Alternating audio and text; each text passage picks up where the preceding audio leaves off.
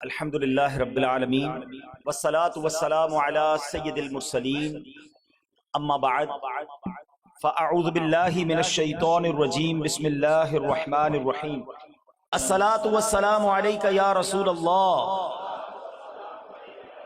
وعلی آلک واصحابک یا حبیب اللہ الصلاة والسلام علیک یا نبی اللہ وَعَلَىٰ آلِكَ وَأَصْحَابِكَ يَا نور اللہ۔ پیارے پیارے اسلامی بھائیوں اور مدنی چینل کے ناظرین، درود پاک پڑھنے کے بے شمار فضائل و برکات ہیں۔ بہت ساری احادیث فضائل درود میں ملتی ہیں۔ القول البدیع کتاب میں یہ بڑی پیاری حدیث پاک موجود ہے۔ حضرت سہل بن سعد رضی اللہ تعالیٰ عنہ اس حدیث کے راوی ہیں کہ ایک دن سرکار عالی وقار مکی مدنی تاجدار صلی اللہ تعالی علیہ وآلہ وسلم کے چہرہ مبارک پر بڑی خوشی کے آثار تھے۔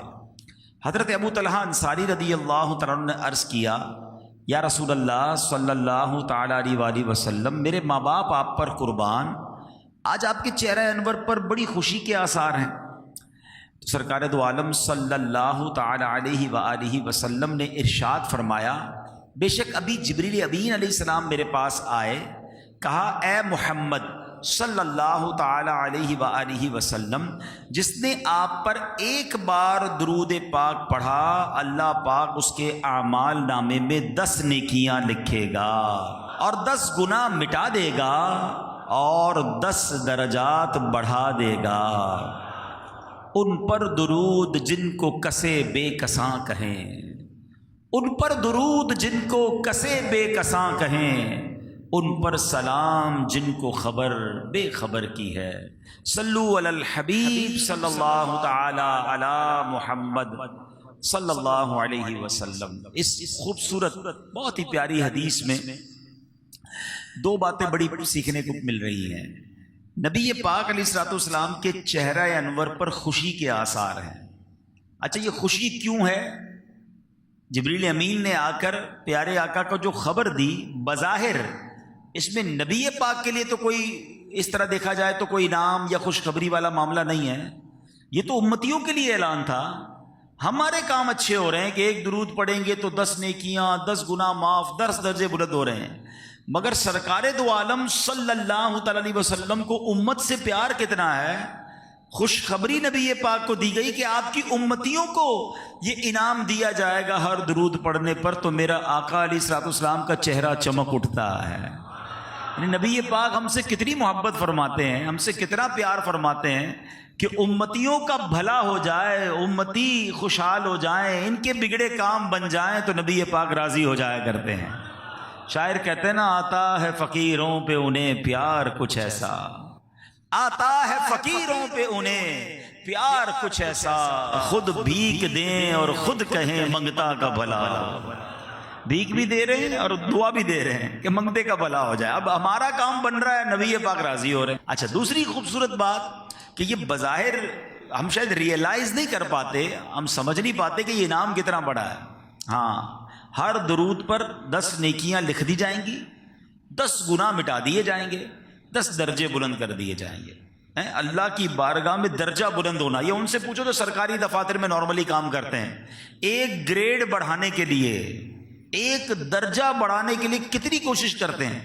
اتنے سال نوکری کرنی پڑے گی، اتنا ایکسپیرینس ہوگا، فلاں کورس کریں گے، فلاں ٹیسٹ پاس ہوگا، پھر جناب آپ کا گریڈ بڑھتا ہے۔ بڑھتے بڑھتے بڑھتے سنا 21 22 23 گریڈ کے بعد گریڈ ختم ہو جاتے ہیں پاکستان میں۔ مجھے اتنا زیادہ نہیں پتا گریڈوں کا، لیکن کوئی نہ کوئی لمٹ ہے، کہیں نہ کہیں جا کے ختم ہو جاتے ہیں۔ ایسا ہی ہے، رب عز و جل کی مہربانی دیکھو، ہر درود پر 10 درجے بڑھ رہے ہیں، ہر درود پر 10 گریڈ بڑھ رہے ہیں۔ پڑھی جاؤ نا درود پاک، 100 درود، 1000 درود ہیں، زندگی پر ہزاروں درود پڑھ لے، پتہ نہیں کتنے لاکھوں گریڈ بڑھ جائیں گے، کتنے درجے بڑھ جائیں گے۔ مگر دنیا کا گریڈ بڑھ جائے اس کے لیے فائل لے کے لوگ گھوم رہے ہوتے ہیں، درخواست پہ سائن ہو جائے، ایک گریڈ بڑھا دے صاحب جی۔ ہر درود تمہارے اور میرے 10 درجے بڑھا رہا ہے، مگر وہ پڑھنے کا ٹائم نہیں ہے۔ اچھا، یہ تو اس حدیث پاک کا ایک انعام ہے۔ جو دوسرے 2 انعام ہے نا، وہ تو کمال ہے۔ اس کو اس طرح سمجھیے کہ قیامت کے دن نامہ اعمال نامے تولے جائیں گے، یعنی اعمال تولے جائیں گے۔ قرآن کیا کہتا ہے؟ فَأَمَّا مَنْ ثَقُلَتْ مَوَازِينُهُ فَهُوَ فِي عِيشَةٍ رَاضِيَةٍ۔ سورہ قارعہ میں رب نے فرمایا نا کہ اس دن جس کی نیکیوں کا پلڑا بھاری ہو گیا وہ چین میں ہوگا، وہ مزے میں ہوگا، وہ جنت میں ہوگا۔ اور اس کے برعکس فرمایا وَأَمَّا مَنْ خَفَّتْ مَوَازِينُهُ فَأُمُّهُ هَاوِيَةٌ وَمَا أَدْرَاكَ مَا هِيَ نَارٌ حَامِيَةٌ۔ قرآن کہتا ہے جس کی نیکیوں کا پلڑا ہلکا ہو گیا وہ بھڑکتی ہوئی شعلے مارتی ہوئی آگ میں جائے گا، جہنم میں جائے گا۔ اور احادیث میں اس پوری بات کو مزید ایلوبریٹ، مزید سمجھایا گیا کہ ایسا بھی ہوگا کہ کسی کا ایک گناہ زیادہ ہوگا، کسی کی ایک نیکی کم ہوگی، وہ پریشان ہو کر گھومے گا، ماں باپ کے پاس جائے گا، دوستوں کے پاس جائے گا، رشتہ داروں کے پاس جائے گا، سب سے جا کر کہے گا ایک نیکی دے دو میں جنت میں چلا جاؤں گا۔ اچھا ایک گناہ میرا لے لو، کوئی ایک نیکی نہیں دے گا، کوئی ایک گناہ آپ کا میرا اپنے سر نہیں لے گا۔ ماں باپ بھی منع کر دیں گے، بیٹا ماں باپ کو منع کر دے گا۔ اتنا نفسا نفسی کا دور ہوگا۔ اب ایسے وقت میں اس شخص کو کتنی شرمندگی ہوگی جس کی ایک دو نیکیاں کم پڑ جائیں گی۔ کاش تھوڑے درود اور پڑھ لیتا، کاش میں نماز کے ساتھ نوافل پڑھ لیتا، کاش میں کلمہ پاک کی تسبیح پڑھ لیتا، یا تھوڑے گناہ ہی کم کر لیتا تو میری نیکیوں کا پلڑا بھاری ہو جاتا اور میں جنت میں چلا جاتا۔ آج جو بندے کہتے ہیں نا کوئی بات نہیں یار، دوستوں کے ساتھ سب چلتا ہے، کیا کریں بھائی، معاشرے کے ساتھ چلنا پڑتا ہے، چھوٹا ہی تو گناہ ہے، معاذ اللہ ہم نے گناہ بھی اپنی مرضی سے چھوٹے بڑے بنا لیے ہیں۔ یاد رکھو ایک گناہ بھی پھنسوا سکتا ہے۔ اچھا اب سچے دل سے ایک سوال کرنا چاہتا ہوں، ریئلسٹک کوسچن ہے، کسی کو نہیں بتانا، اپنے آپ کو ہی جواب دے دینا کہ اگر مجھ سے اور آپ سے کوئی سچے دل سے سوال کر لے کہ یہ بتا دو یار آپ کی نیکیاں زیادہ ہیں یا آپ کے گناہ زیادہ ہیں؟ مر تو میں آج بھی سکتا ہوں نا، آپ میں سے بھی کسی کا انتقال ہو سکتا ہے، میرا بھی ہو سکتا ہے۔ آج مر گیا، مثال کے طور پہ ہم میں سے کسی کا انتقال ہو جائے، قبر میں جائیں گے، نیکیاں زیادہ ہوں گی یا گناہ زیادہ ہوں گے؟ اپنے آپ سے پوچھ لیں، اپنے دل سے سچا سوال کرنا، لگی لپٹی نہیں۔ تو اکثر لوگوں کا اور شاید سبھی کا جواب یہی آئے گا کہ یار نیکیوں کا تو پتہ بھی نہیں قبول ہوئی کہ نہیں، اور گناہ تو روز ہو رہے ہیں۔ تو اب قیامت کے دن تو اعمال نامے میں گناہوں کا پلڑا بھاری ہو جائے گا، پھر کدھر جائیں، کیسے نکلوں گا اس سے؟ اب یہ حدیث دوبارہ سنو، اندازہ ہوگا درود پاک کیا کمال کا وظیفہ ہے۔ ہر درود پاک پر 10 نیکیاں عطا کی جاتی ہیں، 10 گناہ معاف کر لیے جاتے ہیں۔ یعنی درود پاک ایک ایسا شاندار وظیفہ ہے جو میزان عمل پر میرے بیلنس کو شاندار کر رہا ہے، بہتر کر رہا ہے، گناہوں کا پلڑا ہلکا کر رہا ہے، نیکیوں کا پلڑا بھاری کر رہا ہے۔ میں جتنے درود پڑھ رہا ہوں میرے گناہ کم ہو رہے ہیں، میری نیکیاں بڑھ رہی ہیں، میرے گناہ کم ہو رہے ہیں، میری نیکیاں بڑھ۔ اب بندہ سوچے کہ مجھے کتنے درود پڑھنے چاہیے، اتنے گناہ کر بیٹھا ہوں، کوئی 20 سال، کوئی 30 سال، کوئی 50 سال، 60 سال کا میرا بھائی بیٹھا ہے، ہزاروں پتہ نہیں کتنے گناہ ہو گئے ہیں۔ There is a way, there is a solution۔ یہ زبردست طریقہ ہمیں بتا دیا نبی پاک علیہ الصلوۃ والسلام نے کہ درود پاک پڑھتے جاؤ، تمہارے گناہ مٹائے جاتے رہیں گے، تمہاری نیکیاں بڑھائی جاتی رہیں گی۔ پھر کیوں نہ درود پاک کی کثرت کریں؟ آئیے مل کر محبت کے ساتھ با آواز بلند درود پاک پڑھ لیں۔ صلو علی الحبیب صلی اللہ تعالی علی محمد صلی اللہ علیہ وسلم۔ بہت عظیم واقعہ، بڑی عظیم داستان، اور وہ داستان ہے غزوہ احد کی۔ شوال کے مہینے میں یہ غزوہ ہوا، 3 ہجری۔ ابھی مسلمان مدینے گئے ہی تھے، دوسرے سال غزوہ بدر ہو گیا اور اس کے اگلے سال غزوہ احد ہو گیا۔ احد کے میدان میں ایکچولی جو مکے کے لوگ تھے وہ بدلہ لینے آئے تھے۔ بدر کے میدان میں وہ ہزیمت، وہ ناکامی، وہ ذلت اٹھانی پڑی تھی کہ بڑے بڑے ان کے سردار مارے گئے تھے، اللہ نے فرشتے بھیج دیے تھے مدد کے لیے۔ اب ان کی یہ لوگ آگ، یوں سمجھے انتقام کی آگ میں جل رہے تھے، بدلہ لینے کے لیے حملہ ہوا۔ غزوہ احد کا واقعہ تو بہت طویل ہے، مگر میں آج اس عظیم ہستی کا ذکر کرنا چاہتا ہوں کہ جو اس غزوے میں شہید ہوئے۔ یوں تو کافی شہداء ہیں، مگر ان سب کے امیر الشہداء، سید الشہداء سیدنا امیر حمزہ رضی اللہ تعالیٰ عنہ کی ذات، اللہ اکبر، کیا عظیم ذات ہیں۔ اللہ پاک تربت سید الشہداء پر اپنی کروڑوں رحمتوں کی بارش نازل فرمائے اور ہم سب کو ان کے فیوز و برکات سے مالا مال فرمائے۔ سیدی اعلیٰ حضرت کہتے ہیں نا، ان کے آگے وہ حمزہ کی جاں بازیاں، ان کے آگے وہ حمزہ کی جاں بازیاں، شیر غران ستوت پہ لاکھوں سلام۔ ایسی عظیم ہستی نبی پاک کے چچا ہیں۔ یاد رہے میرے آقا کے دو ہی چچا جو تھے وہ ایمان لائے، حضرت عباس رضی اللہ تعالیٰ عنہ اور حضرت حمزہ رضی اللہ تعالیٰ عنہ۔ حضرت حمزہ نبی پاک کے دوست بھی تھے۔ اس کی وجہ یہ تھی کہ پیارے آقا علیہ الصلوۃ والسلام اور حضرت حمزہ میں صرف 2 یا 3 سال کا عمر کا ڈفرنس تھا۔ نبی پاک نے ثویبہ نامی جو لونڈی تھی جو دودھ پلاتی تھی ان کا دودھ پیا تھا، اور حضرت حمزہ نے بھی ان کا دودھ پیا تھا۔ تو حضرت حمزہ نبی پاک علیہ الصلوۃ والسلام کے چچا ہونے کے ساتھ ساتھ دودھ شریک بھائی بھی تھے، رضائی بھائی بھی تھے۔ اچھا، آپ واقعی بڑے جلال والے، بڑے ہمت والے، بڑے حوصلے والے۔ ابھی آپ ایمان نہیں لائے تھے، آپ کے ایمان لانے کا جو واقعہ ہے نا، یہ بھی بڑا کمال کا واقعہ ہے۔ اور اسلامی تاریخ میں 6 سن نبوی وہ ہوتا ہے کہ جس میں نبی پاک نے اعلان نبوت فرما دیا، اور اس کے بعد جو سال گزرتے گئے اس کو سن نبوی کہتے ہیں۔ یعنی 40 سال کی عمر میں نبی پاک نے اعلان نبوت کیا تھا، 6ٹھے سال اعلان نبوت کے 6ٹھے سال حضرت حمزہ ایمان لائے۔ اچھا، یہاں میں 2 باتیں عرض کروں گا۔ حضرت حمزہ جو ایمان لائے، وہ ایمان لانے کا جو وجہ بنی نا وہ بڑی پیاری ہے۔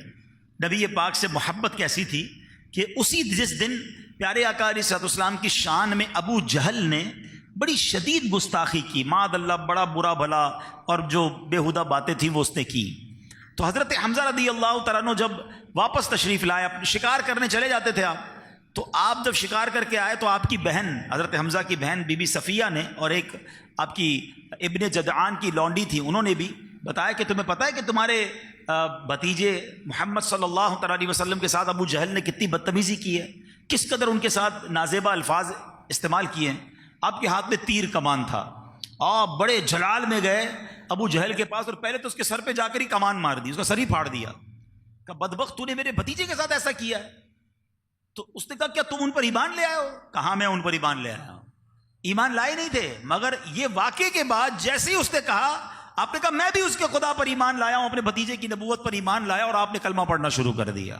اچھا، جب آپ ایمان لائے نا تو نبی پاک علیہ الصلوۃ والسلام کی خوشی کا عالم۔ اچھا، اب یہ 6 سال بعد حضرت حمزہ ایمان لائے، اور صرف حضرت حمزہ کے 3 دن کے بعد سبحان اللہ حضرت عمر بھی ایمان لے آئے۔ یعنی اسلامی تاریخ کا جو سنہرا سال کہا جاتا ہے، مسلمانوں کو جو طاقت ملی، جو ہمت ملی، وہ حضرت حمزہ رضی اللہ تعالیٰ عنہ اور سبحان اللہ پھر حضرت عمر بن خطاب رضی اللہ تعالیٰ عنہ ایمان لائے۔ حضرت عمر تو وہ ہیں کہ جن کے بارے میں نبی پاک دعائیں فرمایا کرتے تھے کہ اللہ عمر کو ایمان دے کر اسلام کی مدد فرما۔ یعنی کس قدر عظیم ہستی ہیں کہ ان کے ایمان لانے کی دعا نبی پاک فرمایا کرتے۔ حدیث پاک کا خلاصہ میں نے بیان کیا، وہ اعلیٰ حضرت کا شعر ہے نا، ناریوں کا دور تھا دل جل رہا تھا نور کا، ناریوں کا دور تھا دل جل رہا تھا۔ ناری کس کو کہتے ہیں؟ جہنم والے، آگ، نار کہتے ہیں آگ کو، ناریوں یعنی جہنمیوں کا، بے ایمانوں کا دور تھا، ظلم کر رہے تھے، اور دل جل رہا تھا نور کا۔ میرے آقا کا دل بڑا تکلیف میں تھا کیونکہ مسلمانوں کو بڑی تکلیفیں ہو رہی تھی۔ نبی پاک دعا فرماتے تھے اللہ عمر کو ایمان نصیب کر دے، اور پھر ہوا کیا؟ ناریوں کا دور تھا دل جل رہا نور کا، ناریوں کا دور تھا دل جل رہا تھا نور کا، تم کو دیکھا ہو گیا ٹھنڈا گلے جانور کا۔ حضرت عمر ایمان لے آئے، میرے آقا بہت خوش ہوئے۔ اچھا، اب یہ دونوں کمال کی ہستیاں ہیں، لیڈرز، شیر ہیں، سید الشہداء سیدنا امیر حمزہ بھی شیر خدا، حضرت عمر بھی شیر خدا۔ حضرت عمر تو گیم چینجر تھے نا، آپ نے تو بازی پلٹا دی. ایمان لاتے ہی نبی پاک سے کہتے ہیں حضور کیا ہم حق پر نہیں ہیں؟ ہم چھپ کر نماز کیوں پڑھتے ہیں؟ کیونکہ اس وقت تک تو اچھا اب ایک اور بات پہلے سمجھیے کہ بچوں کے لیے بالخصوص، نوجوان ذرا غور سے سنیں. نبی پاک نے 6 سال تک اسلام کی دعوت دی ہے اور 40 کا عدد پورا ہوتا ہے حضرت عمر کا ایمان لانے پر. 6 سال میں صرف 40 مسلمان. سمجھ رہے ہیں؟ دین کا کام آسان نہیں ہوتا اور کتنی مشکلیں اٹھائی ہیں میرے آقا علیہ الصلوۃ والسلام اور صحابہ نے. ہم ادھر تھوڑا سا نیکی کی دعوت، تھوڑی سی جناب انفرادی کوشش، تھوڑا سا کوئی ثواب کا کام شروع کریں، کوئی ساتھ نہ دے، بندہ کہا میں تو نہیں کرتا بھائی بڑا مشکل ہے. تو بھائی شروع میں مشکلات آتی ہیں. نبی پاک کی 6 سال کی کوشش ہے. چلے 6 سال کو چھوڑیں، بدر کب ہوا تھا؟ 2 ہجری میں. 13 سال مکی زندگی، 2 سال مدنی زندگی. 13 اور 2 کتنے ہوتے ہیں؟ حساب آتا ہی نہیں آتا ماجر کیمپ والوں کو. کتنے سال ہو گئے؟ 15 سال. بدر کے میدان میں کتنے مسلمان تھے؟ پتہ ہی نہیں پتا کتنے تھے. 15 سال میں نبی پاک کی انفرادی کوشش، اللہ کے حبیب کوشش کر رہے ہیں. مسلمان کتنے ہو رہے ہیں؟ 313. ٹھیک ہے کچھ خواتین ہوں گی مدینے میں، لیکن 500-600 مسلمان نا. آپ سوچیں اسلام کتنی مشکل سے پھیلا ہے. تو یہ کاش ہمیں بات سمجھ آئے اور اب جب بھی دین کا کام کریں تو پھر اس میں دل بڑا رکھیں. مگر پھر مدد کیسی آتی ہے کہ جب فتح مکہ ہوتا ہے، 10,000 صحابہ ہیں. کون سا سال ہے؟ 8 ہجری. اور جب 10 ہجری میں حجۃ الوداع ہوتا ہے تو 1 سال یا 2 سال کے عرصے میں معاملہ کہاں پہنچتا ہے کہ عرفات کے میدان میں 1,24,000 صحابہ موجود ہیں. اذا جاء نصر اللہ والفتح، قرآن نے یہ وعدہ فرمایا تھا جب فتح آئے گی تو کیا ہوگا؟ وَرَأَيْتَ النَّاسَ يَدْخُلُونَ فِي دِينِ اللَّهِ أَفْوَاجًا، لوگ فوج در فوج ایمان لائیں گے، فوج در فوج اسلام میں آئیں گے. میرے رب نے اپنا وعدہ پورا کر دکھایا. جیسے فتح مکہ ہوتی ہے اب جناب ریلے کے ریلے فوج در فوج لوگ ایمان قبول کر رہے ہیں. مگر وہ دن یاد رکھو جب دار ارقم میں چھپ کر مسلمان عبادت کر رہے ہیں اور حضرت عمر ایمان لاتے ہیں تو 40 کا عدد پورا ہوتا ہے. حضرت عمر کہتے ہیں حضور ہم چھپ کر نماز کیوں پڑھتے ہیں؟ ہم چھپ کر عبادت کیوں کرتے ہیں؟ ہم کعبے کا طواف اعلانیہ کیوں نہیں کرتے؟ کیا ہم حق پر نہیں ہیں؟ اس وقت حال یہ تھا کہ مسلمان نماز پڑھتے تھے لوگ مارتے تھے، سجدہ کرتے تو مارتے، طواف کرتے تو مارتے، اذان دیتے تو مارتے. اے خوبصورت مسجدوں میں نماز پڑھنے والوں، تم ہمیں سوچنا چاہیے کتنے مزے سے ہم آج مسجد میں بیٹھے ہیں، پنکھے لگیں، جھومر لگیں، قالین بچھے ہوئے ہیں. سوچو وہ دن جب نماز پڑھنے پر مار پڑتی تھی، وہ پھر بھی نماز پڑھتے تھے. آج مؤذن بلاتا ہے حی علی الصلاۃ، حی علی الفلاح، مگر مسجد میں آنے کے لیے ہم تیار نہیں ہیں. سوچیں کتنا فرق ہے ہم میں اور ان میں. رمضان میں مسجد فل، رمضان کے بعد مسجد بھی پکارتی ہے کدھر گئے نمازی. ایسا نہ کرو، قدر کرو، ہماری مسجدوں کی قدر کرو، ہماری آسانیوں کی قدر کیجئے کہ آج ہمیں نماز پڑھنے پر مار نہیں پڑتی، اللہ کا نام لینے پر، کلمہ پڑھنے پر مارتا کوئی نہیں. اس زمانے میں مار پڑتی تھی، لہو لہان کیا جاتا تھا، مکے کی تپتی ریتوں پر لٹایا جاتا تھا. حضرت عمر کہتے ہیں حضور ہم کیوں چھپ کر عبادت کر رہے ہیں؟ اب کیا ہوا سنو. اچھا تھوڑا سا سینیریو سمجھیں گے تو اور مزہ آئے گا. اللہ کرے کہ اللہ پاک آپ کو جلدی جلدی مکہ پاک کی حاضری عطا فرمائے، آپ کے صدقے مجھے بھی حاضری عطا فرمائے. جو گئے وہ جلدی سمجھ جائیں گے، ورنہ آپ تھوڑا سا اگر تصویروں میں دیکھا ہے، یہ دار ارقم جو تھا نا جہاں پر یہ مسلمان چھپ کر عبادت کرتے تھے، یہ صفا کی پہاڑی کے پاس تھا. تو صفا مروہ سے کعبہ شریف زیادہ دور نہیں ہے. اب تو خیر بڑی عمارت وغیرہ بن گئی، ورنہ پھر بھی 5-6 منٹ میکسیمم 7 منٹ کی واک ہوگی، ایسا ہی ہے. اب دار ارقم کا دروازہ کھلتا ہے اور کعبے کی طرف جانا ہے. کتابوں میں لکھا 2 صفیں باہر نکلتی ہیں مسلمانوں کی. ایک صف کی قیادت حضرت حمزہ کر رہے ہیں، ایک صف کی قیادت حضرت عمر کر رہے ہیں. ہائے ہائے کیسا منظر ہوگا. 40 صحابہ ہیں، نبی پاک تشریف لے جا رہے ہیں ساتھ اور اس صفے بنا کر جا رہے ہیں. اور لیڈر کون ہے؟ حضرت حمزہ رضی اللہ تعالیٰ عنہ، اور دوسری طرف حضرت عمر رضی اللہ تعالیٰ عنہ. اور حضرت عمر جب کعبے کے سامنے گئے نا، سارے کفاران قریش ہر بار مارتے تھے، اس بار پھر پلان کیا ہوگا آنے تو پھر مارتے ہیں، سب کھڑے تھے تیار. اے ہائے شیر خدا. حضرت عمر پتہ کیا کہتے ہیں؟ جس کو اپنے بچے یتیم کروانے ہوں، اپنی بیوی بیوہ کروانی ہو، میرے سامنے آ جائے. کسی کی مجال نہیں ہوئی اور مسلمانوں نے علل اعلان طواف کرنا شروع کر دیا، علل اعلان نماز پڑھنا شروع کر دی۔ حضرت عمر تو گیم چینجر تھے نا، انہوں نے معاملہ ہی پلٹا دیا، اور سبحان اللہ ایسا مسلمانوں کو عروج ملا۔ تو سبحان اللہ، حضرت حمزہ رضی اللہ تعالیٰ عنہ اور حضرت عمر رضی اللہ تعالیٰ عنہ، ان سے اسلام کو بڑی تقویت ملی، اور پھر حضرت حمزہ چونکہ نبی پاک کے چچا بھی ہیں، بڑا کلوز ریلیشن بھی ہے، اور سبحان اللہ غزوہ احد کے موقع پر ہی was the leader of that battle, آپ اس غزوے کے لیڈر تھے، اور بڑی جواں مردی کے ساتھ آپ نے جناب اس لڑائی میں حصہ لیا۔ مگر ایک بدبخت نے اس زمانے میں ایک آپ کے بارے میں پلان ہوا کہ آپ کو نیزہ مارنا ہے، آپ کو نیزہ مارا گیا، آپ شہید ہو گئے، پھر آپ کے جسم کے جو ہے وہ اعضاء بھی چبائے گئے۔ اللہ اکبر، اتنی بے دردی سے آپ کو شہید کیا گیا۔ نبی پاک بہت آنسو بہائے، نبی پاک بہت یوں سمجھیے غم زدہ ہوئے، اور حضرت حمزہ جو ہیں وہ 15 شوال آپ کا یوم وصال، اللہ کریم سیدنا حمزہ رضی اللہ تعالیٰ کی قبر انور پر کروڑوں انوار و تجلیات کی بارش نازل فرمائے۔ پھر اللہ کی شان دیکھیں اور نبی پاک کی مہربانیاں دیکھیں کہ جس نے نیزہ مارا تھا، اللہ کریم کی رحمت سے نبی پاک علیہ الصلوۃ والسلام نے اسے معاف بھی فرمایا، وہ پھر مسلمان بھی ہو گئے، اور اس کے بعد انہوں نے صحابی کا مرتبہ بھی پا لیا۔ ہاں، جس خاتون نے حضرت حمزہ رضی اللہ تعالیٰ عنہ کا جگر چبایا تھا، آپ کے اعضاء کاٹے گئے تھے، جس کے کہنے پر میرے آقا نے انہیں بھی معاف فرما دیا، نہ صرف معاف فرمایا بلکہ صحابیہ کا درجہ بھی عطا فرما دیا۔ کیا بات ہے ہمارے مذہب کی، کیا بات ہے نبی پاک کی مہربانیوں کی۔ اس واقعے سے بھی یہ سیکھنے کو ملتا ہے کہ ہمیں اپنے دشمنوں کو بھی معاف کر دینا چاہیے۔ ہمارے ساتھ تو کسی نے ایسا نہیں کیا نا کہ ہمارے کسی رشتہ دار کو قتل کیا، اس کے کلیجہ بھی چبایا، اتنا بڑا دکھ پہنچایا، نہیں، نبی پاک نے انہیں بھی معاف فرما دیا۔ تو ہمیں بھی اب ان شخصیات کے بارے میں جنہوں نے ایسا کیا، برے الفاظ اب ہم نہیں کہہ سکتے۔ جب اللہ نے معاف کر دیا، اللہ کے حبیب علیہ الصلوۃ والسلام نے معاف کر دیا، بلکہ وہ شخصیات تو اب صحابیت کے درجے پر پہنچ گئے۔ تو اے میرے پیارے اسلامی بھائیوں، ہمیں یہاں یہ سیکھنے کو ملتا ہے کہ ہمیں اپنی زندگی میں معافی تلافی کا معاملہ بھی جاری رکھنا چاہیے۔ اب ہم آتے ہیں میرے پیارے اسلامی بھائیوں حضرت حمزہ رضی اللہ تعالیٰ عنہ اور شہدائے احد۔ سبحان اللہ، اللہ مجھے اور آپ کو مدینہ منورہ کی بار بار حاضری عطا فرمائے۔ مدینے جایا کریں تو روزانہ ہی سید الشہداء کی بارگاہ میں جایا کریں۔ سیدنا امیر حمزہ اور آپ کے بالکل برابر میں حضرت مصعب بن عمیر ہیں، حضرت عبداللہ بن جحش رضی اللہ تعالی عنہ ہیں، اور سبحان اللہ جو شہدائے احد ہیں ان کے بارے میں روایتوں میں یہ مضمون ملتا ہے کہ جو ان کی بارگاہ میں جا کر سلام پیش کرتا ہے، یہ قیامت تک اس سلام بھیجنے والے کو سلامتی کی دعاؤں سے نوازتے رہتے ہیں۔ مبارک ہو انہیں جو سید الشہداء کی حاضری کو جا چکے، اللہ ہمیں بھی یہ حاضری بار بار نصیب فرمائے۔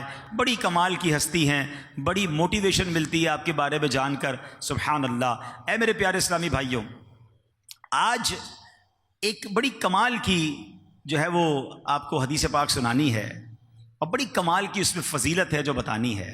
حضرت ابو امامہ باہلی رضی اللہ تعالیٰ عنہ، یہ بڑے کمال کے صحابی رسول ہیں، بہت بلند مرتبہ، بلند ہمت والے، عبادت گزار تھے، خوب صدقہ و خیرات کرتے، کسی سوالی کو خالی ہاتھ نہیں لوٹاتے تھے، نفل روزوں کے بہت شوقین تھے۔ آپ کے اہل خانہ، زوجہ، محترمہ، کنیزیں، غلام سبھی روزے رکھتے تھے۔ دن کے وقت ان کے گھر کھانا بنتا ہی نہیں تھا۔ اگر کبھی ان کے گھر سے دھواں دکھائی دیتا کہ دھواں اٹھ رہا ہے تو لوگ سمجھ جاتے کہ آج حضرت ابو امامہ کے گھر مہمان آئے ہیں، ورنہ ان کے ہاں تو سب روزے رکھتے ہیں۔ ایسے کمال کے صحابی رسول، عالم دین بھی تھے۔ آپ کا معمول تھا کہ نبی پاک کی باتیں لوگوں کو جمع کر کے سنایا کرتے تھے۔ ایک بڑی پیاری حدیث پاک ہے جو حضرت ابو امامہ رضی اللہ تعالیٰ عنہ نے روایت کی ہے۔ آپ روایت کرتے ہیں کہ یہ حدیث ترمذی شریف میں ہے کہ نبی پاک علیہ الصلوۃ والسلام نے فرمایا، ان اغبط اولیاء عندی، بے شک میرے نزدیک میرے دوستوں میں زیادہ قابل رشک دوست وہ ہیں جن میں یہ صفات ہوں۔ ہائے ہائے، نبی پاک کیا فرما رہے ہیں؟ میرے دوستوں میں، آقا علیہ الصلوۃ والسلام کے دوستوں میں، اور اس میں بھی ٹاپ لیول کے زیادہ قابل رشک کون ہیں؟ تو یہ کیسے لوگ ہوں گے بھائی؟ اب ذرا غور سے سنیے کہ جو نبی پاک کا دوست بننا چاہے، ہم تو غلام ہیں، آقا قبول فرما لے، غلامی میں تو ہی بیڑا پار ہو جائے گا، مگر آقا ان لوگوں کو اپنا دوست فرما رہے ہیں۔ فرمایا جو مومن ہو، نمبر 2 خفیف الحاظ، کم سامان والا ہو، نمبر 3 ذو حظ من الصلاۃ، کثرت سے نماز پڑھنے والا ہو۔ نمبر 4 احسن عبادت ربی، اپنے رب کے اچھے انداز سے عبادت کرنے والا ہو۔ نمبر 5 وَأَطَاعَهُ فِي السِّرِّ، تنہائی میں اللہ پاک کی فرما برداری کرنے والا ہو۔ نمبر 6 وَكَانَ غَامِضًا فِي النَّاسِ لَا يُشَارُ إِلَيْهِ بِالْأَصَابِعِ، لوگوں میں چھپا ہوا ہو، اس کی طرف انگلیوں سے اشارے نہ کیے جاتے ہوں۔ اور نمبر 7 وَكَانَ رِزْقُهُ كَفَافًا فَصَبَرَ عَلَى ذَلِكَ، اس کا رزق یعنی اس کی جو آمدن ہے بقدر کفایت ہو اور وہ اس پر صبر کرتا ہو۔ یہ 7 قسم کے لوگ، یہ 7 اوصاف ہیں اس بندے کے، یہ 7 کیٹیگری ہیں اس بندے کی کہ سبحان اللہ، آقا فرماتے ہیں کہ یہ میرے سب سے زیادہ قابل رشک دوست ہیں، دوست میں بھی اور قریب دوست ہیں۔ سبحان اللہ، ذرا غور کیجئے، کچھ نیکیاں ایسے ہوتی ہیں جس میں کہا جاتا ہے یہ نیکی کر لے تو جنت کی بشارت ہے، کچھ نیکیاں ہوتی ہیں جس کے بارے میں کہا جاتا ہے کر لے تو جہنم سے چھٹکارا مل جاتا ہے، کسی کے بارے میں فرمایا کہ یہ کام کر لے تو پل صراط سے آسانی سے گزر جائے گا، کسی کام کے بارے میں کہا جاتا ہے قبر کے عذاب سے بچ جائے گا۔ اللہ اکبر، یہ 7 اوصاف کیسے ہیں کہ جس میں شامل ہو جائیں، آقا فرماتے میرا قابل رشک دوست ہے۔ ہائے ہائے، اللہ کا محبوب بنے جو تمہیں چاہے، اللہ کا محبوب بنے جو تمہیں چاہے، اس کا تو بیان ہی نہیں، تم جسے چاہو۔ ذرا سوچئے، نبی پاک جسے چاہ لیں اس کا عالم کیا ہوگا۔ تو اے میرے پیارے اسلامی بھائیوں، اور ایک بات اور یاد رکھیں، علماء فرماتے ہیں جس کو نبی پاک علیہ الصلوۃ والسلام اپنا دوست بنا لیں، اسے اللہ پاک اپنا ولی بنا لیتا ہے، اور جو ولی بن جائے اس کے بارے میں قرآن میں کیا فرمایا؟ الا ان اولیاء اللہ لا خوف علیہم ولا هم يحزنون، سن لو بے شک اللہ کے ولیوں پر نہ کچھ خوف ہوگا اور نہ وہ غمگین ہوں گے۔ سبحان اللہ، نبی پاک علیہ الصلوۃ والسلام کے دوست کی شان کیا ہے کہ جو پیارے آقا کا دوست وہ اللہ کا بھی پیارا ہے، جو اللہ کا پیارا ہوتا ہے اس کی کیا شان ہوتی ہے؟ حدیثوں میں آتا ہے جو اللہ کا ولی ہو اللہ پاک اس کی خصوصی مدد فرماتا ہے، جو اللہ پاک کا دوست ہو اللہ پاک اسے گناہوں سے محفوظ رکھتا ہے، جو اللہ پاک کا دوست ہو اسے دنیا کی محبت سے بچایا جاتا ہے، جو اللہ پاک کا دوست ہو رب کریم اس کی چاہت کو رد نہیں کرتا، اللہ پاک کا ولی جو مانگے وہ عطا کیا جاتا ہے۔ اچھا، اب ذرا ان 7 اوصاف کو ہم تھوڑا تھوڑا سمجھتے ہیں تاکہ یہ 7 کون سی خوبیاں ہیں، ہم کوشش کریں کہ ہمارے اندر بھی یہ خوبیاں آ جائیں۔ ایمان، پہلا وصف کیا ہے کہ وہ بندہ مومن ہو۔ یاد رکھیے، ایمان والا ہونا بڑی سعادت ہے۔ اللہ قرآن میں فرماتا ہے نا، اے ایمان والو اللہ سے ڈرو جیسا ڈرنے کا حق ہے، اور نہ مرنا مگر مسلمان، یعنی ایمان سلامت لے کر قبر میں جانا ہے۔ ہم اللہ سے آج دعا کرتے ہیں کہ اللہ سیکنڈ کے کروڑویں حصے میں بھی ہمارا ایمان ہم سے جدا نہ ہو، ہم ایمان سلامت لے کر قبر میں جائیں۔ تو ایمان کی حفاظت کی ہمیں فکر کرنی چاہیے۔ مگر ایک بات یاد رکھیے گا، آج کل بڑا لاجک کا زمانہ ہے، یہ بڑا عجیب سوشل میڈیا کے معاملات آ گئے ہیں، جناب یہ اسلام کا حکم ہے، اس کے پیچھے لاجک بتائیں، یہ ہمیں سمجھ نہیں آ رہا، اسلام کا یہ آرڈر سمجھ نہیں آ رہا، عقل پر فیصلے ہو رہے ہیں۔ نہیں جناب، ایمان جو ہے نا اس کی بنیاد عقل پر نہیں رکھنی ہے، ایمان کی بنیاد عشق پر رکھنی ہے۔ ہاں یاد رکھیے گا، بعض اوقات عقل اٹک جاتی ہے، ایمان کے معاملات یہ عشق سے ہوتے ہیں۔ اللہ کو دیکھا ہے؟ نہیں دیکھا نا، مانتے ہیں اللہ ایک ہے۔ نبی پاک بظاہر ہم نے ان کا دور نہیں پایا، دیدار نہیں ہوا ہم میں سے بہت سو کو، ہم مانتے ہیں وہ اللہ کے نبی ہیں، وہ آخری نبی ہیں۔ ہم نے نہیں دیکھا جبریل امین قرآن لے کر آتے تھے، اللہ کے نبی سے سنا ہے، ہم ایمان لے آئے کہ جبریل امین بھی ہیں، قرآن بھی نازل ہوا ہے، اللہ کی آخری کتاب ہے، اس پہ کوئی شک نہیں ہے۔ ارے جب اتنی باتیں بغیر دیکھے مان لی، بغیر دلیل کے مان لی، اب کدھر سے تمہارے دماغ میں یہ باتیں آئی ہیں کہ جناب لاجک بتائیے، اس کی وجہ بتائیے، اسلام کا یہ حکم کیوں ہے ہمیں سمجھ نہیں آ رہا، میری آپ کی سمجھ کیا ہے؟ ہمارا کام ماننا ہے، ہم ایمان لائے ہیں اللہ پر، ہم غیب پر ایمان لانے والے ہیں۔ تو بڑی گہری بات ہے کہ نبی پاک کا دوست وہ ہے جو مومن ہے، اور مومن وہ ہے جو ایمان سلامت لے کر دنیا سے جائے۔ تو شیطان کے واروں سے اگر بچنا ہے تو اپنے ایمان کی جو بنیاد ہے وہ عشق پر رکھنی ہے۔ کیا خوبصورت بات کہی نا، فرمایا کہ عقل جو ہے، عقل کو تنقید سے فرصت نہیں، عقل کو تنقید سے فرصت نہیں، عشق پر اعمال کی بنیاد رکھ، عشق پر اعمال کی بنیاد رکھنی ہوتی ہے۔ اے میرے پیارے اسلامی بھائیوں، حضرت ابراہیم کا واقعہ آپ کو نہیں پتا؟ خلیل اللہ، کتنی بڑی آگ تھی۔ آج چھوٹی سی آگ کو کوئی کہہ ذرا ہاتھ ڈالو کہ پاگل ہو گئے، ہاتھ جل جائے گا۔ اتنی بڑی آگ تھی آپ کے سامنے کہ کوئی پرندہ نہیں اڑ سکتا تھا، نو فلائنگ زون ہو گیا تھا وہ ایریا، اتنی بڑی آگ ہے، اور آپ کو اس آگ میں ڈالا جا رہا ہے۔ عمر کتنی؟ 18-20 سال کا نوجوان، ابھی عمر بھی آپ کی اتنی زیادہ نہیں تھی۔ عقل کیا کہہ رہی تھی؟ جاؤ گے تو جل جاؤ گے، سیکنڈوں کے اندر ختم ہو جاؤ گے۔ مگر عشق نے فیصلہ کیا کہ اگر یہی رب کی رضا ہے تو میں آگ میں جانے کے لیے بھی تیار ہوں۔ شاعر مشرق سے پوچھو نا، فرمایا بے خطر کود پڑا آتش نمرود میں عشق۔ کون کودا تھا؟ عشق کودا تھا، عقل نہیں۔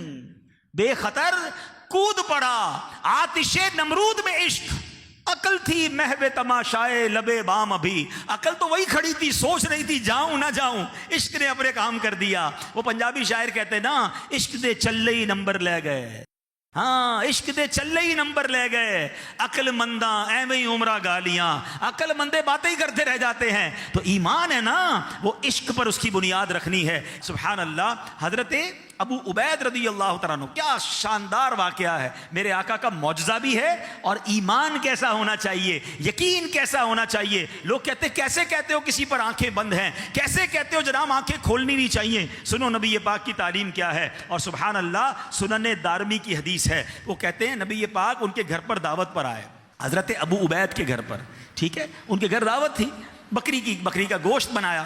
تو نبی پاک علیہ السلام نے فرمایا ناولنی ذراعہا، مجھے اس کی دستی دو۔ اگلی ٹانگ کو، بکری کی جو دو اگلی ٹانگیں ہوتی ہیں اس کو دستی کہتے ہیں، اور جو پچھلی ٹانگیں ہوتی ہیں اس کو ران کہتے ہیں، ایسا ہی ہے نا۔ تو نبی پاک نے فرمایا مجھے اس کی دستی دو۔ پیارے آقا علیہ السلام کو دستی کا گوشت پسند تھا۔ کبھی کبھی آپ کوشش کیا کریں، اللہ پاک آپ کے رزق حلال میں برکت دے، اور موقع ملے تو کبھی سنت کی نیت سے دستی کا گوشت تناول بھی کیا کریں۔ تو حضرت ابو عبید رضی اللہ تعالیٰ نے دستی پیش کر دی۔ کچھ دیر بعد نبی پاک صلی اللہ علیہ وسلم نے فرمایا ناولنی ذراع، مجھے دوسری دستی دو، ایک اور دستی دو۔ حضرت ابو عبید نے دوسری دستی بھی پیش کر دی۔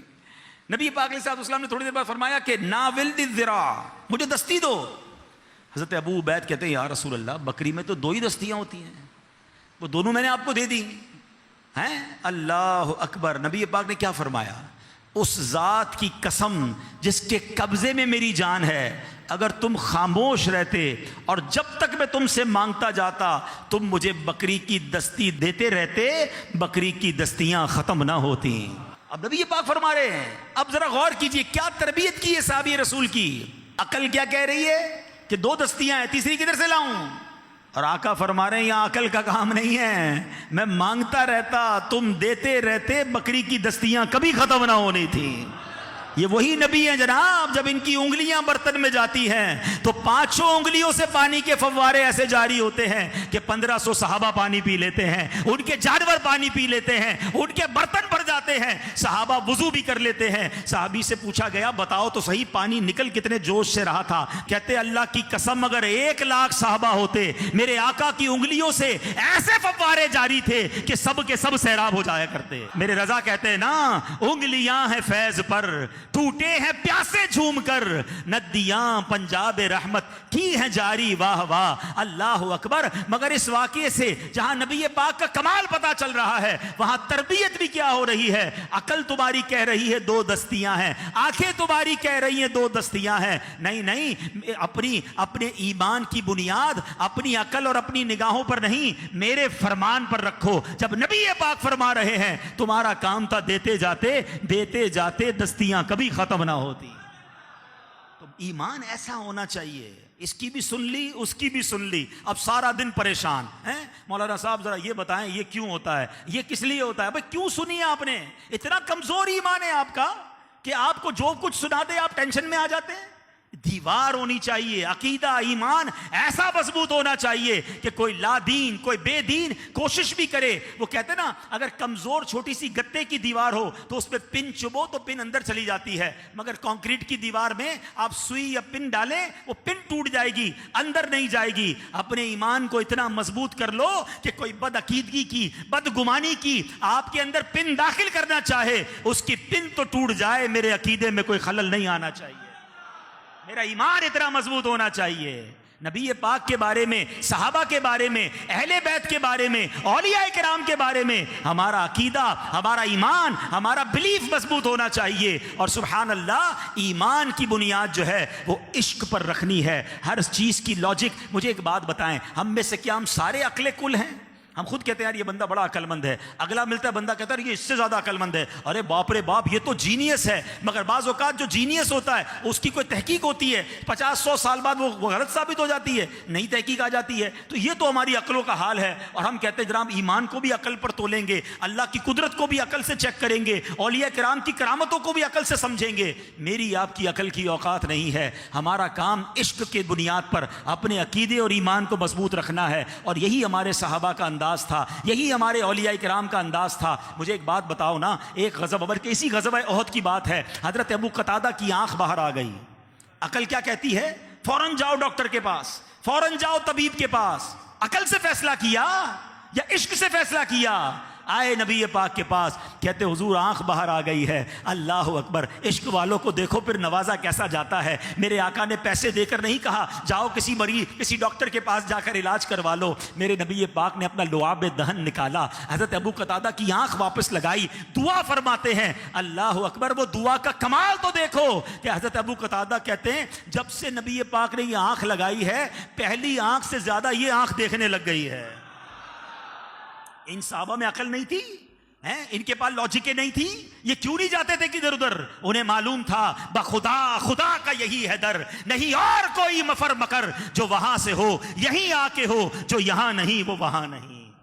تو یہ ہوتا ہے عقیدہ. کہ کون کون سے واقعات آپ کو سناؤں, عقل کچھ اور کہتی تھی, صحابہ کا عمل کچھ اور ہوتا تھا. یہ بتاتے تھے کہ ہم عقل کے پیچھے چلنے والے نہیں, ہم نبی پاک پر ہماری آنکھیں بند ہیں. پیارے آقا سے عشق ایسا کریں گے کہ انہی کی رضا کو رب کی رضا مانیں گے. حضرت ابو بکر صدیق سے زیادہ عقل مند کون ہے؟ ان سے بڑا عالم کون ہے؟ ان سے بڑا مفتی کون ہے؟ آپ خلیفہ اول ہیں, نبی پاک کے قریبی ساتھی ہیں. آپ کیا بھول گئے غار ثور کا واقعہ؟ نبی پاک علیہ الصلوۃ والسلام حضرت ابو بکر صدیق کی گود میں آرام کر رہے ہیں. حضرت ابو بکر صدیق کو سانپ نے کاٹ لیا. عقل کہتی ہے جان بچاؤ, جان بچانا فرض ہے.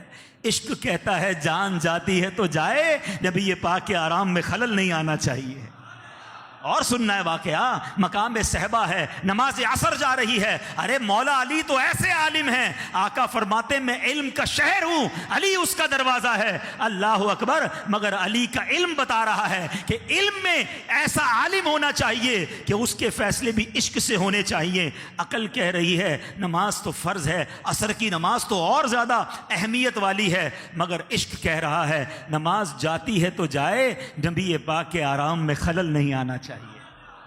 یہ سارے صحابہ بتا رہے ہیں عقل کو تنقید سے فرصت کہاں, عشق پر اعمال کی بنیاد رکھ. اللہ مجھے اور آپ کو سچا پکا مومن بنائے, عاشق رسول مومن بنائے, اور ہمیں اپنا ایمان سلامت لے کر قبر میں جانے والا بنا دے. بہت ساری باتیں یاد آ رہی ہیں, مگر ظاہر بیان کا ایک وقت بھی ہوتا ہے. اگلے پوائنٹ کی طرف چلتے ہیں. نبی پاک نے فرمایا کہ میرا جو دوست ہے اس کے جو سب سے رشک والے جو دوست ہیں اس کے 7 اوصاف ہیں. پہلا مومن, دوسرا فرمایا کم مال و عیال والا ہو. نبی پاک کے دوست میں کیا فرمایا؟ خفیف الحاظ, کم سامان والا ہو. کیونکہ دنیا کا سامان زیادہ ہوگا نا, حرام کا ہوگا تو مار پڑے گی, اور حلال بھی ہوا تو حساب دینا پڑے گا. پچھلی آسمانی کتابوں میں ہے اللہ پاک نے فرمایا اے ابن آدم میں نے سب کچھ تیرے فائدے کے لیے بنایا اور تجھے اپنی عبادت کے لیے بنایا ہے. ہاں, پس اپنے مقصد تخلیق کو بھول کر جو تیرے لیے بنایا ہے اس میں دل نہ لگاؤ. کاش یہ بات سمجھ آ جائے کہ یہ دنیا ہمارے لیے, ہم دنیا کے لیے نہیں ہیں. وہ کہتے نا پانی کے اوپر کشتی چلے تو کنارے پہ لگ جاتی ہے, پانی کے اندر کشتی چلی جائے تو ڈوب جایا کرتی ہے. لوگ دنیا میں غرق ہو گئے. دنیا کے مال اور دنیا کے اسباب کے پیچھے اتنا نہ بھاگیں. جو آپ کی اور میری ضرورت کے لیے مل جائے اللہ کا شکر ہے، مگر ساری زندگی صرف دنیا نہیں. فرمایا کم سامان والا، کم جس کو کہیں کہ دنیا کے معاملات والا ہوگا وہ نبی پاک کا دوست ہوگا. حضرت عیسیٰ علیہ السلام ایک پہاڑ کے قریب سے گزرے. اب سوچے پہلے کے لوگ کیسے تھے. ایک بوڑھا شخص ملا، عبادت پہ مصروف تھا. آپ نے کہا ہے بابا جی آپ نے گھر کیوں نہیں بنایا اپنا، آپ بغیر گھر کے رہتے ہیں. بابا جی نے پتہ کیا کہا، کہتے ہیں کہ میں آپ سے پہلے نبیوں کی بھی میں نے خدمت کی ہے، مجھے بتایا گیا کہ میری عمر صرف 700 سال ہوگی. میں نے سوچا صرف 700 سال ہی دنیا میں رہنا، تو گھر بنانے کی کیا ضرورت ہے، عبادت میں زندگی گزارتے ہیں. 700 سال زندگی کا پتہ تھا انہیں، پھر بھی گھر نہیں بنایا. اور آج قبر میں پیر ہوتے بندہ کہتا ہے نیا گھر بنانا ہے. بعض اوقات دل ہی نہیں بھرتا ہے، حل من مزید، حل من مزید. اتنا دنیا میں غرق نہ ہو جائے، صرف اسی لیے نہیں آئے میں اور آپ ہیں. کاش یہ بات سمجھ آ جائے کہ یہاں 60-70 سال رہنا ہے اور قبر میں قیامت تک رہنا ہے، پتہ نہیں کتنے 100 کتنے 1000 سال. تو یہ بات سمجھ آ جائے اور ہم وہاں کی تیاری کرنے میں لگ جائیں. اے میرے پیارے اسلامی بھائیو، آگے فرمایا ذو حظ من الصلاۃ، کثرت سے نماز پڑھنے والا ہو. ادھر تو فرض نماز پڑھی نہیں جا رہی ہے. کاش ایسا ہو جائے کہ ہم فرض بھی پڑھیں، پھر سنتیں بھی پڑھیں، پھر نفل بھی پڑھیں، اشراق و چاشت بھی پڑھیں، اوابین بھی پڑھیں، اللہ کرے تو تہجد بھی پڑھیں. کیسے کیسے فضائل ہیں. ترمذی شریف کی حدیث میں ہے جو نماز فجر با جماعت ادا کرے، پھر ذکر اللہ کرتا رہے یہاں تک کہ سورت بلند ہو جائے، پھر 2 رکعتیں پڑھے تو اسے پورے حج و عمرے کا ثواب ملتا ہے. ہاں 2 رکعت میں حج و عمرے کا ثواب ہے. اللہ کرے یہ چاشت کے نوافل میں نصیب ہو جائیں. پھر فرمایا جو چاشت کی 2 رکعتیں پابندی کے ساتھ ادا کرتا رہے اس کے گناہ معاف کر دیے جائیں گے اگرچہ سمندر کی جھاگ کے برابر ہو. مغرب کے بعد اوابین کے فضائل کیا ہیں؟ حدیث پاک میں ہے جو مغرب کی 6 رکعتیں اس طرح ادا کرے کہ ان کے درمیان کوئی بات نہ کہے تو یہ 6 رکعتیں اس کے لیے 12 سال کی عبادت کے برابر ہوں گی. یہ نفلی عبادتوں کا ثواب ہے. اللہ عطا فرما دے. مدنی قافلوں میں سفر کرتے رہا کریں. ان نفلی عبادتوں کا وہاں میں عادتیں بھی بتائی جاتی ہیں، عادت پڑھ بھی جاتی ہے. ماشاءاللہ جو نیک اعمال کا رسالہ فل کرتے ہیں روزانہ، اس پہ بھی یہ سوال ہے نا کہ کیا آپ نے اوابین پڑھے، اشراق و چاش کے نوافل پڑھے، تہجد پڑھی. اللہ کرے کہ یہ کثرت سے نماز پڑھنے والوں میں ہم شامل ہو جائیں. انعام کیا ہے کہ نبی پاک فرماتے ہیں میرا رشک لانے والا دوست ہے، عزیز دوست ہے، پیارے آقا اسے دوست کہہ رہے ہیں. تو اب سوچئے کہ میں کتنی اس کی فکر کرنی چاہیے. آگے فرمایا نبی پاک علیہ الصلوۃ والسلام نے کہ اگلا وصف کیا ہے. فرمایا تنہائی میں بھی اپنے رب کی فرما برداری کرنے والا ہو. ہائے ہائے ہائے، کاش ایسا ہو جائے کہ ہم اکیلے میں بھی رب سے ڈریں. آج دنیا والے دیکھ لیں اس بات کی ٹینشن تو ہے، ابو نہ دیکھ لیں، بھائی نہ دیکھ لیں، محلے والے نہ دیکھ لیں، شہر والے نہ دیکھ لیں. اللہ دیکھ رہا ہے، اس کی کوئی پرواہ نہیں. ایک حدیث سنیے، میں نے آج حدیث پڑھی نا ادھر جا کے لگتی ہے. جملہ سنیے گا. اللہ کے نبی علیہ الصلوۃ والسلام فرماتے ہیں ان کے پاس ایک صحابی آئے، کہتے یا رسول اللہ صلی اللہ تعالی علیہ وسلم مجھے کچھ نصیحت کیجیے. تو نبی پاک نے فرمایا اللہ پاک سے ایسے حیا کرو جیسے اپنی قوم کے نیک شخص سے حیا کرتے ہو. ہائے ہائے ہائے، یہ کتنا کیسا سمجھایا نبی پاک نے کہ اپنی قوم میں کوئی نیک بندہ ہو نا، بندہ سگریٹ چھپا لیتے ہیں، بعض اوقات اس کے سامنے گناہ نہیں کرتے، کم از کم اتنی تو اللہ سے حیا کر لو جتنی اپنی قوم کے نیک بندے سے حیا کرتے ہیں. مگر آج لوگوں کا خیال ہے، رب کا خیال نہیں ہے. کاش ہم تنہائی میں بھی رب کی بارگاہ میں حیا کرنے والے بن جائیں، گناہ سے بچنے والے بن جائیں.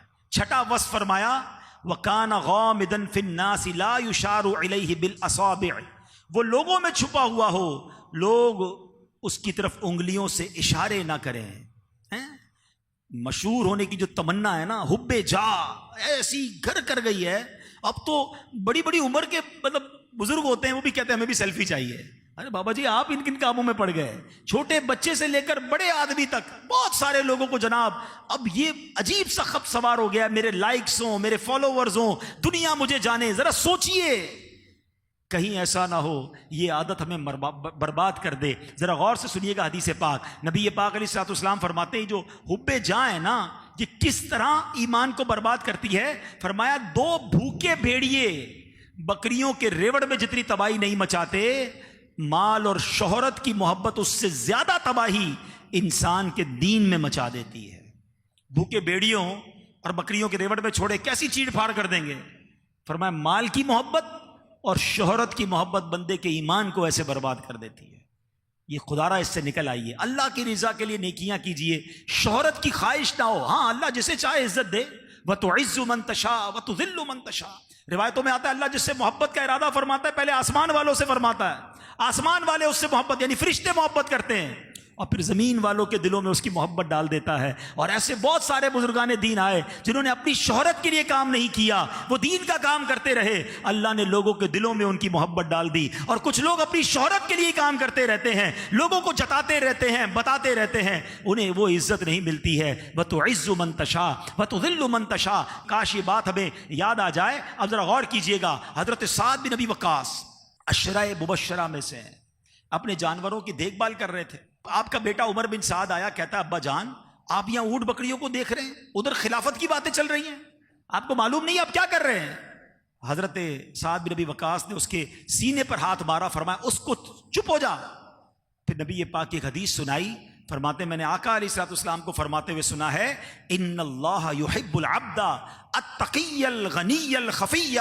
بے شک اللہ پاک تقوی والے غنی اور گمنام بندے سے محبت فرماتا ہے۔ ہمارا ٹارگٹ یہ لوگ پسند کر لیں، ہمارا ٹارگٹ یہ میں لوگوں کا پسندیدہ ہو جاؤں، ادھر سے بھی لائک مل جائے، ادھر سے بھی لائک مل جائے۔ مزہ یہ ہے کہ اللہ پسند فرما لے، میں اللہ کا پسندیدہ ہو جاؤں، اس کے حبیب کا پسندیدہ ہو جاؤں۔ ایک بات یاد رکھیے گا، یہ جو سوشل میڈیا کا بھوت سوار ہے نا، ایک جملہ سن جاؤ آج، لوگوں کے لائک کے لیے ایسا کام مت کرنا کہ اللہ رسول کی بارگاہ میں ان لائک ہو جاؤ۔ اگر ادھر ناپسندیدہ ہو گئے نا، چاہے تمہارے کروڑوں لائکس ہیں، مارے جاؤ گے۔ اور نارملی تو لاکھوں کروڑوں لائکس کے لیے لوگ گناہوں والے کام کر رہے ہیں نا، کیونکہ نیگیٹو بات کریں گے تو مشہور ہوں گے، لوگ سنیں گے، لوگ دیکھیں گے، لوگ انجوائے کریں گے۔ میں کسی کو ستاؤں گا، پرینک کروں گا، الٹی بات کروں گا تو لوگ خوش ہوں گے، مجھے اس کے ڈالر ملیں گے۔ سوچئے وہ سوشل میڈیا کے کلپ بنانے والے، آپ مر جائیں گے، یہ کلپ باقی رہے گا، جب تک لوگ دیکھتے رہیں گے آپ کو قبر میں بھی گناہ ملتا رہے گا۔ ایسے گناہ جاریہ والے لائک کیا کرنے؟ مشورہ یہ ہے، بے شک دنیا میں مجھے کوئی پسند نہ کرے، اللہ رسول کی بارگاہ میں پسندیدہ ہو گیا نا، وہاں سے لائک مل گیا کہ یہ میرا مقبول بندہ ہے، یہ میرا پسندیدہ بندہ ہے، آقا فرمائے یہ میرا دوست ہے، خدا کی قسم زندگی وصول ہے۔ آخری بات، اللہ کے حبیب علیہ الصلوۃ والسلام فرماتے ہیں کہ وہ ساتواں وصف کیا ہے اس کا؟ فرمایا وَكَانَ رِزْقُهُ كَفَافًا فَصَبَرَ عَلَى ذَلِكَ، بقدر کفایت روزی پر صبر کرنے والا ہو، اللہ پاک اسے جتنا رزق دے اس پر قناعت کرنے والا ہو، اس پر خوش رہنے والا ہو۔ سبحان اللہ۔ اور یہاں میرے بہت سارے بھائی ایسے ہوں گے، مجھے اندازہ ہے مڈل کلاس کے، اور بعض میرے وہ بھائی بھی ہوں گے جن کا بڑا مشکل سے گزارا ہو رہا ہوگا، کچھ قرضے میں بھی میرے بھائی ہوں گے، کچھ روزگار کے مسائل کا بھی شکار ہوں گے۔ آپ یقین کریں، میں نے کتنی بار یہ حدیث پڑھی ہے، مگر جب جب پڑھی ہے ایک خوشی بھی دل میں داخل ہوتی ہے اور ایک عجیب سا غم بھی داخل ہو جاتا ہے۔ خوشی آپ سب کے لیے کیا ہے، پہلے میں وہ سناتا ہوں، وہ حدیث سنیے۔ اگر آپ مالی تنگی میں ہیں، ہاتھ تنگ ہے، تنخواہ پوری نہیں ہوتی ہے، قرضہ نہیں ختم ہو رہا، پسند کے کھانے نہیں کھا پاتے، اچھے کپڑے نہیں لے پاتے، پسند کی گھر آپ نہیں لے پائے، خدا کی قسم اس حدیث کو سنو، یہ کتنا بڑا انعام ہے۔ اللہ کے حبیب علیہ الصلوۃ والسلام فرماتے ہیں، من رضی من اللہ بالیسیر من رزقی رضی اللہ منہ بالقلیل من العمل۔ آقا فرماتے ہیں جو اللہ پاک کے دیے ہوئے تھوڑے رزق پر راضی ہو جائے گا، اللہ پاک اس کے تھوڑے عمل پر راضی ہو جائے گا۔ خدا کی قسم یہ سودا مہنگا نہیں ہے، یہ سودا مہنگا نہیں ہے۔ اگر دنیا میں تھوڑا رزق ملے اور میرا رب میرے تھوڑے عمل پر راضی ہو جائے، مجھے پکڑے نہ، مجھ سے حساب نہ ہو، مجھے مار نہ پڑے، مجھے کہہ دیا جائے کہ میرے اس بندے کو جنت میں داخل کر دو، یہ سودا مہنگا نہیں ہے۔ ارے دنیا میں محل ہو، دنیا میں گاڑیاں ہو، دنیا میں پیسہ ہو، اور قیامت کے دن سوال ہو جائے کہ ایک ایک نعمت کا حساب دو، اب تمہیں ہر سوال کا جواب دینا پڑے گا، کیسے دیں گے؟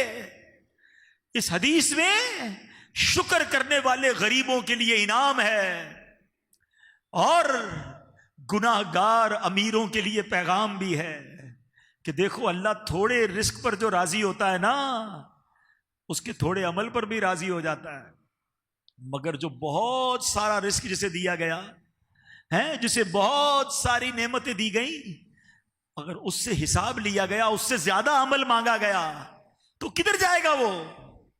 تو یہ سوچنا ہے۔ تو اے میرے غریب اسلامی بھائیوں، شکوہ نہ کیا کرو۔ ایک جملہ یاد رکھنا، یہ نہیں کہا کہ اللہ نے جس کو تھوڑا دیا اس کے تھوڑے عمل پر راضی ہوگا، یہ نہیں فرمایا۔ جو تھوڑے رزق پر راضی ہو جائے، راضی رہنا ہے، شکوہ نہیں کرنا، کمپلین نہیں کرنی ہے۔ انشاءاللہ وہاں وہ دیا جائے گا۔ کتابوں میں لکھا ہے کہ جب غریبوں کو نعمتیں دی جائیں گی تو امیر لوگ حسرت کریں گے کہ اتنا بڑا انعام۔ بعض روایتوں میں آتا ہے غریب امیروں سے کئی 100 سال پہلے جنت میں جائیں گے۔ سوچے نا، یہ سودا مہنگا نہیں ہے۔ اگر آپ اللہ کی رضا پر راضی رہ کر زندگی گزارتے ہیں، غربت بھی ہے اور شکوہ بھی ہے، غربت بھی ہے، نافرمانی بھی ہے، پھر تو اور مارے گئے نا۔ تو یہ نہ کریں۔ میرا رب بڑا قریب ہے، وہ انصاف کرنے والا ہے، وہ نوازنے والا ہے۔ بلکہ یہاں تک آتا ہے کہ جو تکلیف میں زندگی گزارتے ہیں نا، مصیبت زدہ، فرمایا جب مصیبت زدہ کو قیامت کے دن انعام دیے جائیں گے نا، بڑے بڑے انعام دیے جائیں گے، پہاڑ جتنے انعام دیے جائیں گے، تو جو خوشحالی والی زندگی جنہوں نے گزاری ہوگی نا، وہ کہیں گے کاش، تمنا کریں گے کاش دنیا میں ہمیں کینچیوں سے کاٹا جاتا۔ اتنا ثواب ہے، بیماری کا اتنا ثواب، ایکسیڈنٹ کا اتنا ثواب، کم پیسے تھے تو اتنا ثواب، دشمن کا خوف تھا تو اتنا ثواب۔ ہمیں تو کچھ تکلیف دی نہیں گئی، ہمیں نہیں مل رہا قیامت کے دن ثواب۔ یہ سوچئے، اگر آپ تکلیف میں ہیں اور آپ صبر کر رہے ہیں، انشاءاللہ ثواب آپ کا انتظار کر رہا ہے، نعمتیں آپ کا انتظار کر رہی ہیں، جنتی محل آپ کے منتظر ہیں، مگر صبر کے ساتھ۔